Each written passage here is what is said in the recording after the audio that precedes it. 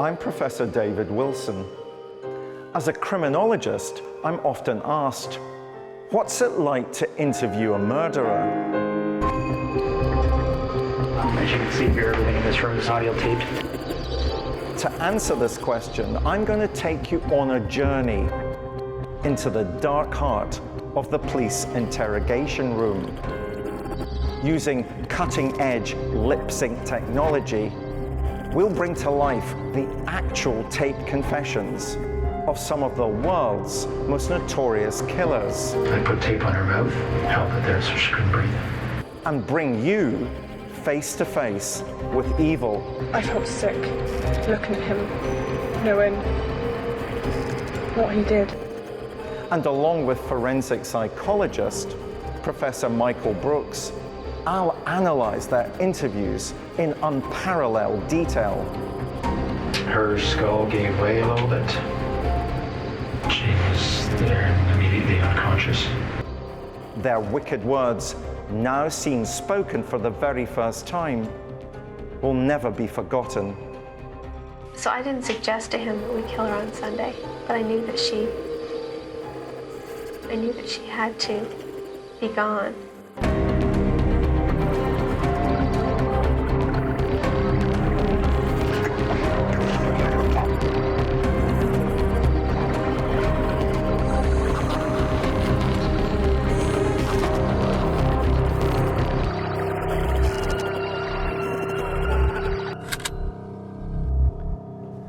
The killers in today's episode represent what can be described as the banality of evil. How ordinary men and women can conspire to commit the most heinous of crimes as part of the rhythm of their everyday lives.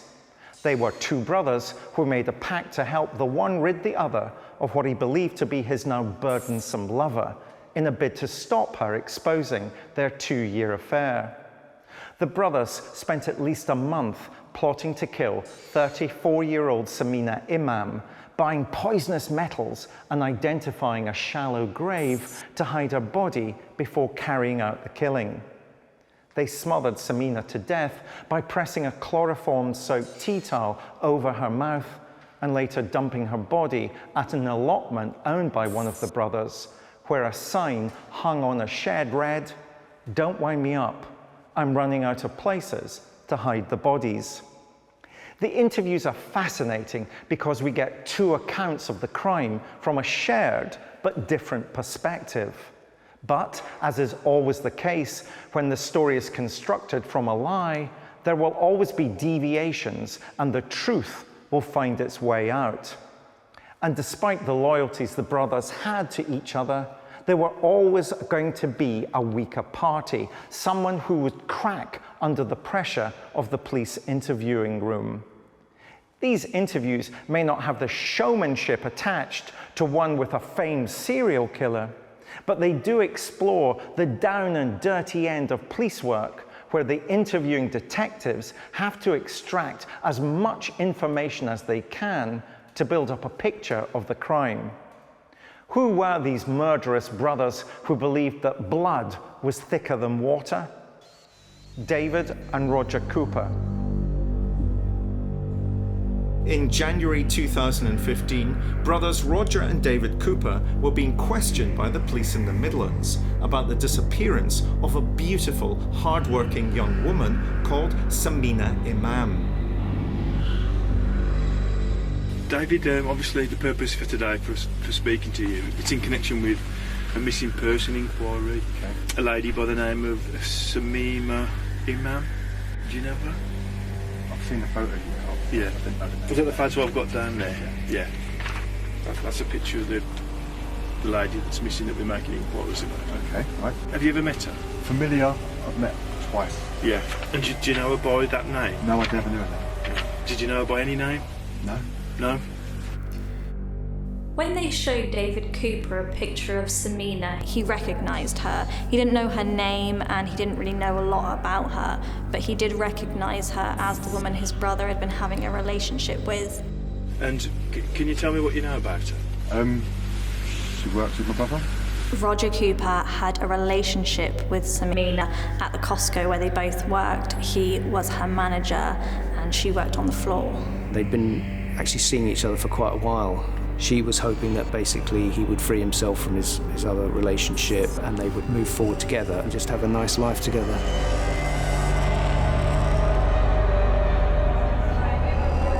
Am I right in thinking that you met her on 2 occasions? Yeah. When was the first one? I've seen her in the warehouse, working. Did you talk to her? No. Because what they were doing wasn't on the radar. Were you aware that he was seeing her before he came to the restaurant? No.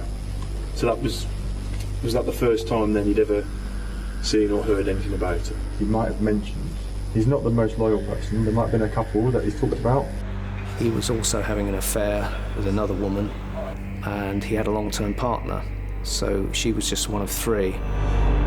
When Samina came to him and gave him an ultimatum that he needed to leave his other partners and be exclusive to her, he was worried that he would lose his job. He's got a nice job, he likes it, nice car, and he perceives that she threatens all of that, and he's vulnerable to her exposing him, basically, having this affair. And so he decided to actually take that ultimate choice and end someone else's life to maintain his own. It's a disgusting crime. I'm joined by Professor Michael Brooks. In his long and illustrious career as a prison psychologist, Michael has sat and listened to many murderers and experienced firsthand the mind games they'll play. Can I assume you're going to be discreet? Okay, Michael, the murder of Samina Imam. How typical is this of murder in this country as opposed to those things that we see in dramas? I think it's very difficult to categorise any murder as typical. There's many reasons why people murder. And in this particular case, it's how does the male respond to the female seemingly to want to expose the affair. Most killings are actually done by people who know each other. There is usually a motive. When we talk about serial killers, we're getting the other end of the spectrum. We're getting the planned murders. But with the Coopers, theirs was a planned murder. And that's unusual for people to go to that trouble to kill somebody that he was getting rid of. As in most situations where you get one person involved in a relationship with another, the party that is still alive becomes prime suspect. And the police very quickly, during investigations at Costco and with other employees and friends, soon found out that there was a relationship and an affair going on. So straight away, once that information had been ascertained, they were looking directly at Roger Cooper because they knew that socially and emotionally Sam was so involved with him and besotted by him in many ways that this was going to be down to his actions. Start with the last day you saw it. It was around 4 p.m, but I haven't got that specific time, so it's around 4 p.m. I was in my office, in the work. There were 4 of us in the room, so there's 2 other people apart from her. One of them is another regional manager, which is what she has been doing. Yeah. And the other one works for me in the store. And I was leaving, so I gave the regional manager a hug because it's Christmas. Yeah. And wished her Happy Christmas. And Sam says, "Where's mine then?" So I went over there and gave her a hug and said, "I'll talk to you later." And then I left. Okay. And that was at 4 p.m? Roughly around 4 p.m. Yeah. On which day was Christmas Eve. Christmas Eve. The interview between Roger Cooper and the police is really unusual because at this stage, Samina is only missing and they don't really know much else. And when the police question him, Roger starts to get really emotional in a way that you wouldn't expect from someone who is only being interviewed as a witness and as someone who is led to believe that Samina has just vanished. Within 5 minutes, I'm sure it's within 5 minutes, she phoned. Okay, she's phoned you. What did you say? She's saying that, "So I'll see you tonight then." I'm like, "No, I'm not going to be there." She's just trying to persuade me one more time. he seems to be crying and wailing, but then he's able to suddenly break into little explanations of what happens, and then he goes back into his wailing and moaning. I think he's putting on a bit of an act there. What happened then? It was a 2-minute conversation, if that. It was a brief one. How did it leave it? How did she sound? A little disappointed, but I think she still thought I was going to go. So not as angry or as irked as she probably should have. You said the call lasted about 2 minutes. Was that the last time you heard from her? No, I got a text message last time I heard her voice.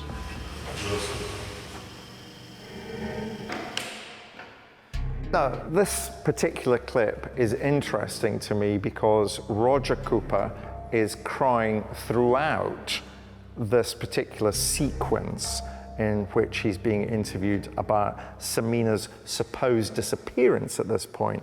What are these crocodile tears telling you? How should we interpret the fact that Roger Cooper is crying? Well, we know not only from Roger Cooper, but from other instances where partners have murdered their spouse or their loved one, that actually when it comes to TV or a media appearance, they put on the pretense of being concerned and become overly emotional. And then you get the mismatch between the emotion that they're displaying and the words that they're saying, and you don't get that correlation.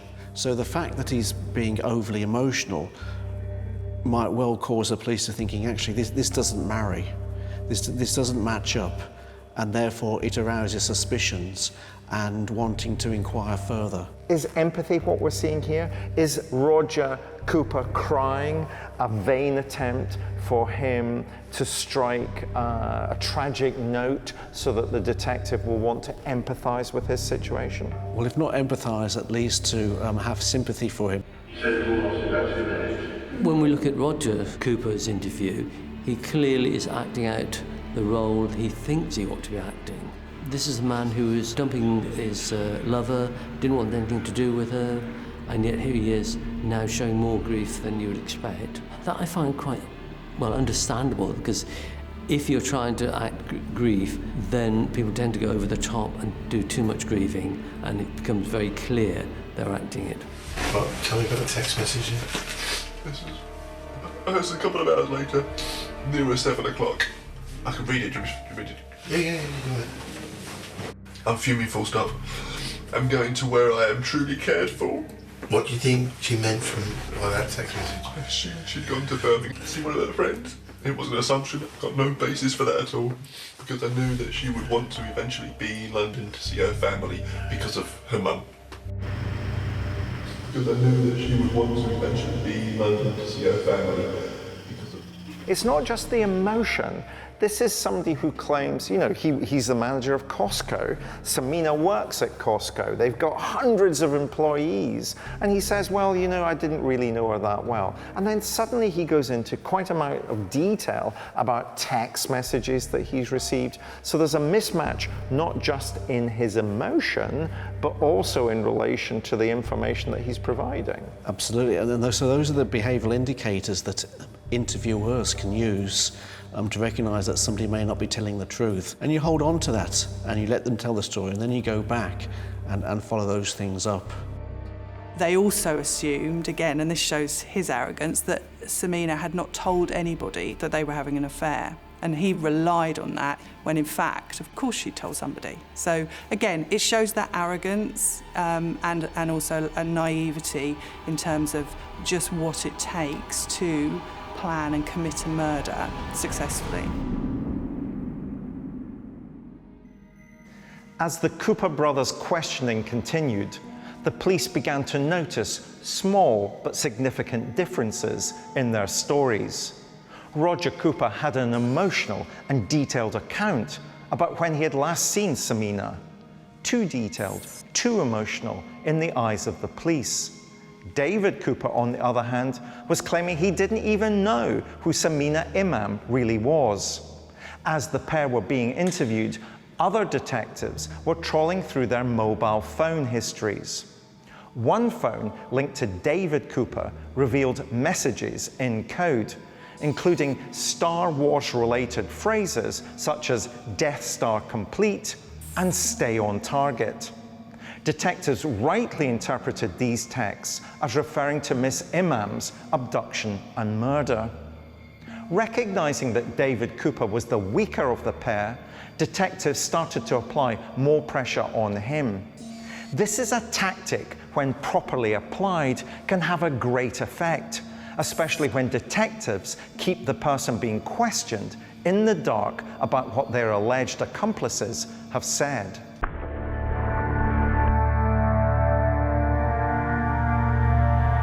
The day that Samina died, she left work at around 4 o'clock. Investigators know that by looking at the data on her phone.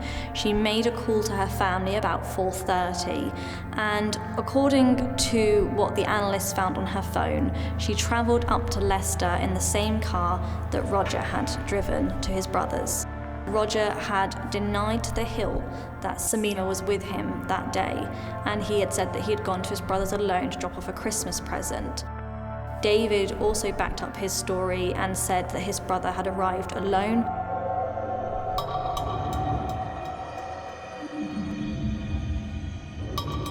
After he went, he'd just literally gone a minute and the door knocked again, and I thought it was him coming back. So I've opened the door, because normally I wouldn't open the door, I don't like people.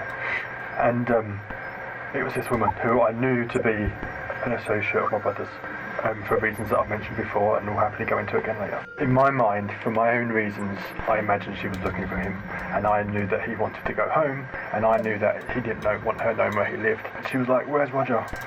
Like stepping in the house. I was like, "He's not here, he's gone." And she was like, "I haven't seen him leave." And I was like, "Well, I'll call him. He's just left." And she was like walking through the house, and she was like, "Where's Roger?" Michael, this is an interesting stage because David Cooper has begun to spill the beans about what actually happened. And the grubby, sordid reality is becoming all too clear. I think there are two things that we'll probably discuss further. Firstly, this is a murder that involves two people, two brothers. And classically, we'd call this a folie à deux, a madness shared by two. I think I would contend that this was a folie à deux. It was very deliberate, it was very planned. There were a number of attempts to take her life. So they knew exactly what they were doing. If an element of madness occurs, it will be because of a crime of passion, somebody finding themselves in a situation that they can't cope with and spontaneously reacting in a very violent and hostile way. This wasn't. It was very planned, it was very deliberate, and the brothers both knew what they were doing. It is surprisingly unusual. I would expect to be brothers in a gang or some family dynamics where the brothers get together to kill the father or the mother for financial reasons. I don't know many cases where two brothers have conspired to kill the other brother's ex-lover. Very often, in the majority of cases, if you have co-conspirators, there is a feeding of confidence that's a kind of reciprocity, and that you grow in confidence because you're sharing this process and you kind of test it out with each other. You say, should we do this, should we do that? And the more that grows in a collusive kind of conspiratorial sense, the stronger it gets. Family ties, blood ties are very strong, no doubt about it, and usually we'll do anything we can to protect the people around us who we're related to. I think they actually gave each other a great deal of support. There was clearly loyalty between them, and making that decision to plan the murder shows, A, the bond between them, but also the mindset that these two men had, their superiority, their arrogance. They actually agreed that this was a sensible course of action. Of course, what you don't know and what you can't predict is how long, especially once you get intense pressure from the police, how long that tight bond will remain and who is going to crack first. So I got her to sit on the sofa, and after a cup of tea, she wasn't interested. She was moaning. I don't recall what she was saying, but she was like, "We've made plans. He's supposed to be seeing me," things like this, which I'm just really vague about. She wasn't accepting that cup of tea. She wasn't accepting anything else. So I was like, gotta let him get away. This sounds really silly, but I was like, okay. So the other thing that will come out, I think, in terms of our discussion is the sense that this is a British police interview technique, the peace model being used in these police interviews. And separating the two brothers is a very good tactic, is it not? The advantage for the police of interviewing two people separately is that neither of the interviewees knows what the other is saying. So they're immediately in a position of some uncertainty. They're immediately in a position where they can't control the information that's coming out because there's somebody else who's being interviewed and they might say something that contradicts what they're saying. So the advantage is always with the police in those situations. And crucially, the difference between the peace model and the Reed technique is that a British detective would not be able to lie in these interviews, whereas they would be allowed to lie in North America. And in many ways, if you're not lying, that gives you a much greater strength within the interview process. Just as offenders sometimes find it difficult to maintain a lie, so it can be the same for the police.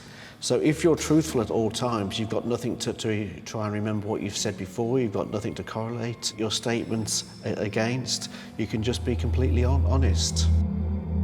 People do not rehearse the entire scenario. They stop prematurely, leaving themselves vulnerable to detection. It's extraordinary how often that happens. Because it's an imperfect plotting protocol, inevitably they will not be able to sustain identical defenses. And once they diverge, it makes it easier for the interviewers and the investigators to press home the advantage with the weaker of the two. Each side starts panicking about what the other one said, especially if they've had no time to arrange their story. They're also thinking about how their lives are unravelling. So they're having to not only maintain the deception and try and protect themselves from being found out, but they're also, understandably, panicking what that's going to mean in terms of their lives, their relationships, their liberty. All of that is going on at the same time. So it's extraordinarily stressful. The pressure of the interview room and the burden of guilt would prove too much for David Cooper. After hours of questioning, he finally reveals how Samina Imam's life was ended. It's an appalling description of a young woman's death. The delivery is almost robotic. The detail, matter of fact. Cooper is describing the murder of an innocent young woman as though he's reading from a laundry list. The extraordinary being made banal and inconsequential. Murder reduced to the commonplace.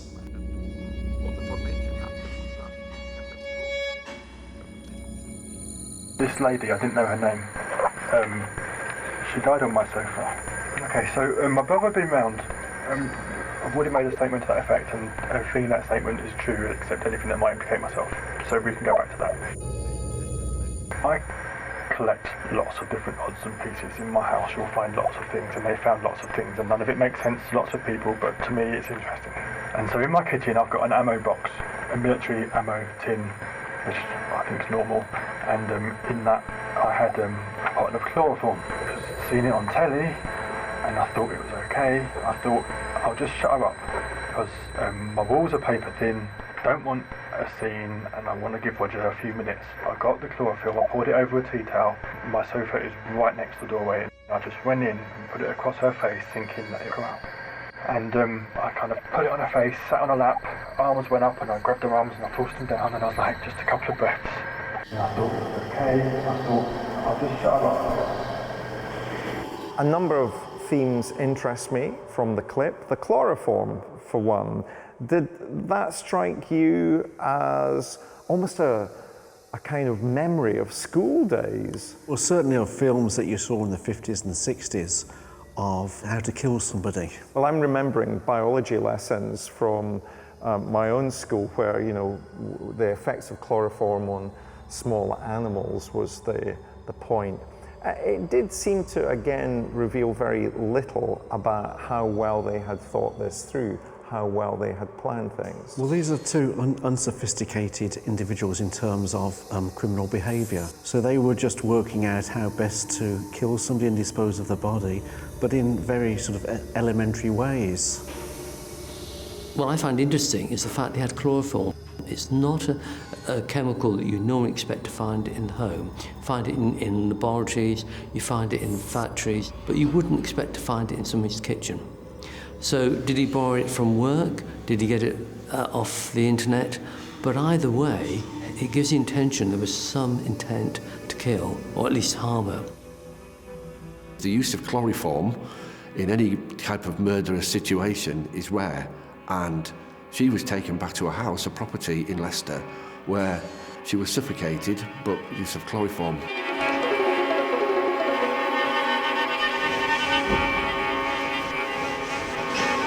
And you can imagine the discomfort that the poor lady must have been feeling, because she was burnt badly around the mouth because the chloroform, the acids in it and the chemicals in it aren't good for human skin. And of course she died as a result of that. David eventually confessed that he had killed Samina, and this was really unusual and really shocking to the police because they had been focusing on Roger. They believed that he had much more motive and he had much more of an opportunity to kill her than his brother did. David Cooper, I find his behaviour extremely odd. This total lack of any emotions. And he was very factual, very boringly spoken. He could have been talking about a cricket match or something like that. There was no sense of any remorse, no sense of anxiety, not even any rationalising his behaviour or disassociating. It was simply, I did this, X, Y, and Z. End of story. Again, something that strikes me about the Cooper brothers, one was 6'5", one was 6'7". Samina Imam was only 5'4". There's a huge disparity in terms of their size, their bulk. Why would the Coopers get themselves into a position that they thought that the best way of handling the complexity of their lives in relation to her was to kill her? I think Roger Cooper was the primary driver, and he managed to convince his brother to come along and assist him. So the question is, why did David go along with that? I think you see evidence of David being the weaker brother, if sort of psychologically speaking, in terms of the fact that he was the one that broke down in the interview. He was the one that told the story. Let's listen to the next clip and then let's work out what happens to her after the chloroform has been placed over her mouth. We've both picked up, I think, that he's claiming he didn't intend to kill her. That's one of those things we describe as a technique of neutralisation. That was from David. That may not have been Roger's intention. So let's hear what happens to her after she's been chloroformed in the flat in Leicester.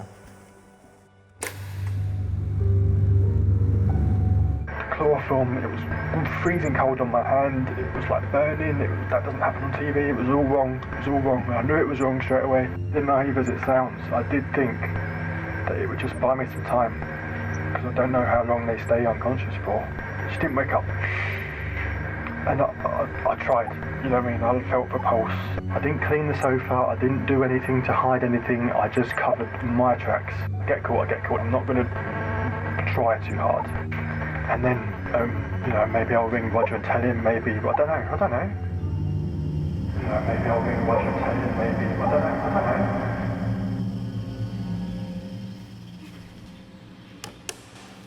Well, a lot going on here that's worth unpacking. The first, for me, are what criminologists would call techniques of neutralisation, when the offender, the perpetrator, wants to downplay what he or she might have done. In this case, it was a terrible accident, that they didn't set out to murder Samina. That simply isn't true. Well, that may have been the case for David. We don't know. Perhaps Roger had persuaded him to come along, and David hadn't worked through the consequences of what the action was going to be, whereas Roger had.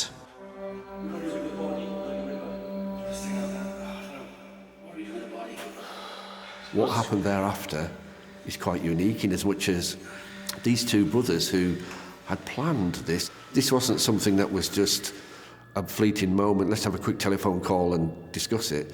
These two brothers then concocted this whole ruse where they manipulated the crime scene, if you like. They moved her car to Coventry, so everything was in place and it looked like Sam had just naturally disappeared. I thought, right, no one knows she's here, right, so that's easy.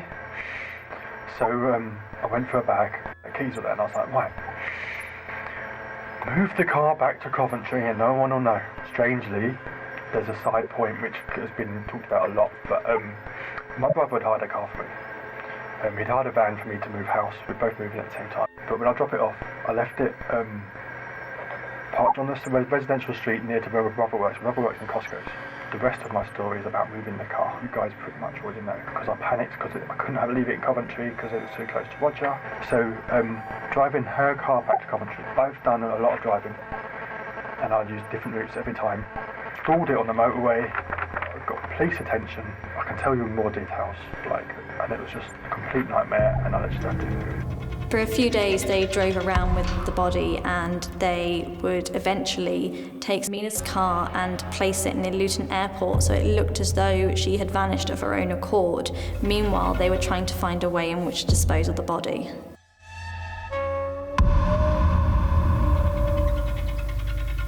With the police denied an admission to Samina's murder, the case must go to court. During the Coopers' trial, excerpts of the police interviews were played. The jury was unanimous in their verdict: life imprisonment. Judge Patrick Thomas QC told the siblings, "You worked together, hand in glove, in planning and carrying out the murder of a joyful and bubbly young woman, brutally betrayed by a man she loved and his brother." Of all the cases in this series, this appears on the surface to be the most straightforward. But as I believe the police interviews reveal, the callous and calculating nature of the brothers and their cruel means of murder mark them out as extremely dangerous men who afford no value to anyone else's lives apart from their own. So I got back home, and I've got this thing to hide. Sorry, I'm not going to refer to it as anything. Use your word. During that interview, he was very crude and he was very callous about the way he spoke about Samina, and that made police a little bit suspicious. Okay, so at my house, there's a sleeping bag cover without a sleeping bag. Well, I put it in my sleeping bag. David Cooper's police interview showed a total lack of respect of the victim. He talked about, I had to dispose of the thing, and he talks about taking the thing in the car and then on trying to dispose of a body in a vegetable patch and things like this. No sense of guilt, no sense of remorse or anything else at all. Very cold, very unemotional. So I know a guy and he's got a van. I rang him from a disposable SIM card. Did we catch that? So somebody came on Christmas Eve? Yeah, Christmas Eve took it away from me. So you rang him from a disposable SIM card? Yeah, I don't know what happened next. I think it's buried in woodland. He doesn't tell the police where the body is. He starts to make up stories about a man called Ben who took the body off to the woods. And I cannot understand why he went from full admission to telling lies again. I think it's thorny ground here. The courts tend to turn a blind eye to stories that have been told to the police. It's sometimes never even brought out in court, and it's not an offence to lie to police. It wasn't in his interest to do it. Whether he wasn't shielding his brother, it was just perhaps it's part of his fantasy makeup. I'm not from Leicester. I don't know Leicester, which is why I've been driving around a lot of space recently. But I think he said something about Swiftland Woods, but I've never heard of Swiftland Woods. I don't know where it is. You have to think of the time wasted. He gave the name of a wood, which could have involved the use of 20 officers on over so how many days searching an area where the guy knew she never was. I might have just made that up. Swiveland Woods? Swiveland. I don't even know. Right. Swiveland Woods? Swiveland. I don't even know. Right. So this idea about how to dispose of the body is one of the things when working with murderers, when talking with murderers, there's always this issue about what do you do with the body after you've killed. And it shows their unsophistication in that they hadn't worked that out beforehand. And therefore driving around with her in the car, in the boot of the car, is another example of how they hadn't thought this through. And probably in a sense of some panic, trying to think through actually how best do we now sort of get ourselves out of the situation that we find ourselves in. We hadn't realised it was going to be like this. I'm not on that stuff, I don't know that stuff, which is why I'm driving around. The rest of my story is about moving the car. What they don't realise, of course, is that all of this is caught on traffic cameras, and the police are able to put all of his movements together, and they can see what he's been doing. They're able to confront him with that, and eventually David then tries to say he'd killed Samina by accident, which, of course, doesn't really wash at all. But at the same time, it's another example of David trying to cover for his brother. The one inexplicable aspect of the whole case is, why does David take so much responsibility for this crime for a woman he'd met perhaps a couple of times? So he must have had an extraordinary bond with his brother, or perhaps his brother had a hold over him.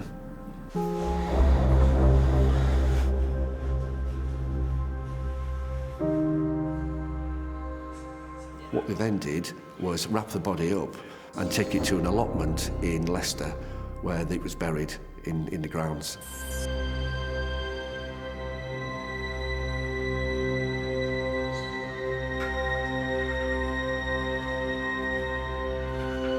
These two brothers, Roger and David, they had very, very overbearing personalities, and they were big, overwhelmingly big, which is why they'd worked so well together.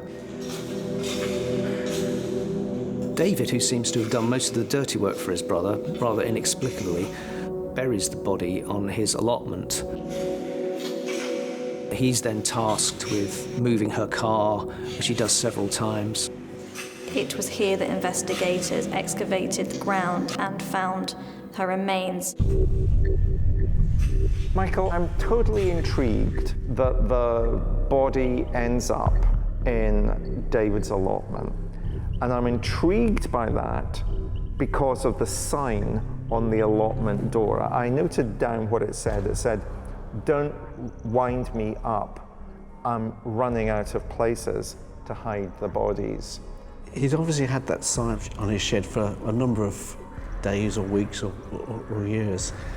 And perhaps it was just remembers that, thinking, well, actually, what do we do with the body? Well, how about using the shed? I always get to this position, though, where I think there's no such thing as coincidences. And I really worry about the sign. If the sign is coincidental, or if the sign is revealing a desperate desire by David to draw attention to the fact that what he's done is wrong and a body is actually buried there. So it depends when he put the sign up. Was it before or was it after the murder?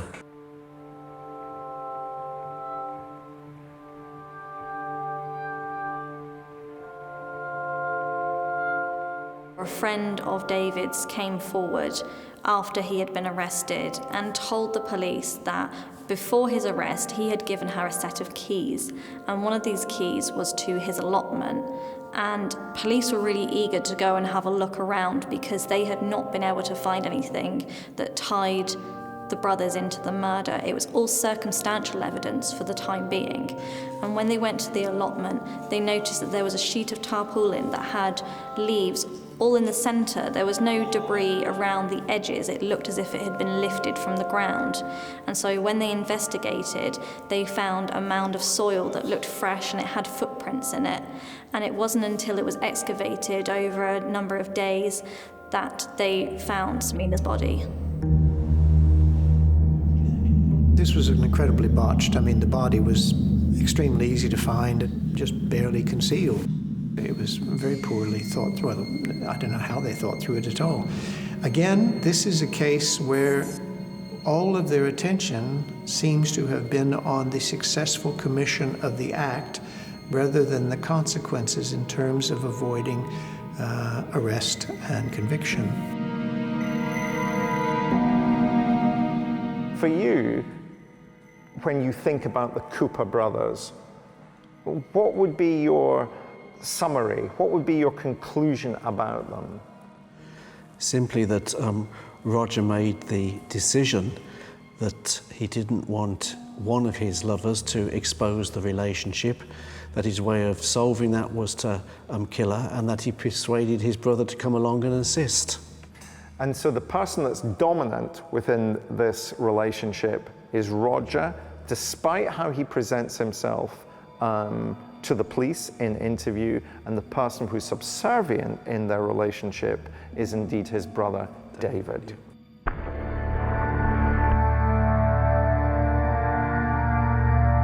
It's a painful story because she didn't deserve that, obviously. I mean, who does? But she's a lovely person. She's not an enemy of Roger's.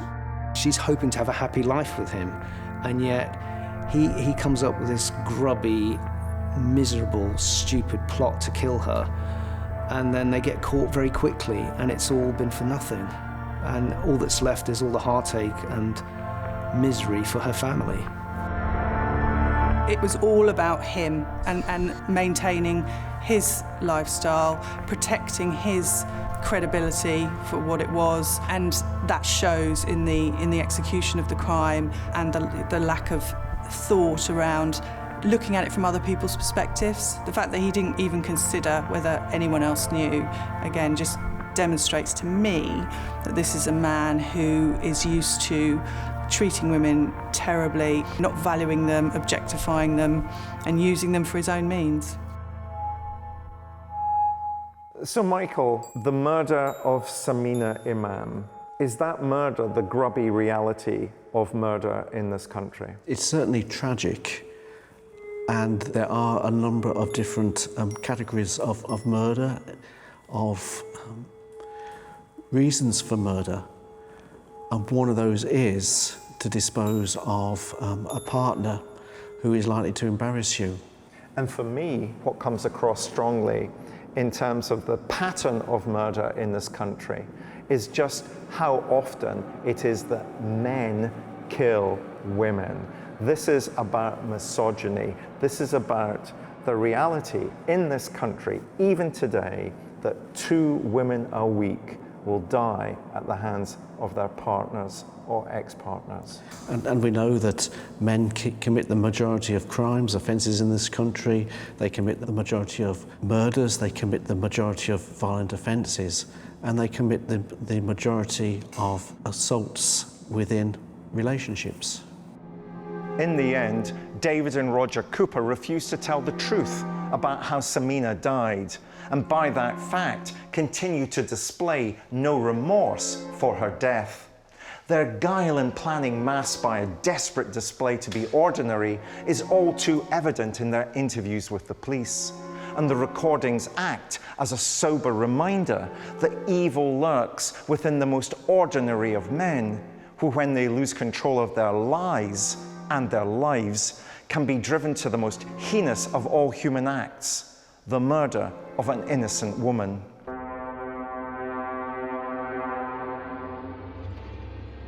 It worries me that I believe they are examples of a surprisingly large group of men who are of similar ilk in that they are adulterous and lying, and they have relatively elastic or underdeveloped consciences. They're promiscuous, they're opportunistic, and their primary drive is self-gratification. And I suspect that there isn't a great distance between them and circumstantially a number of others. But what separated them was, at some point, they decided that killing was better than confessing or letting his wife know that he had been unfaithful. And there's the rub. I don't understand how they could reason that that was the better course.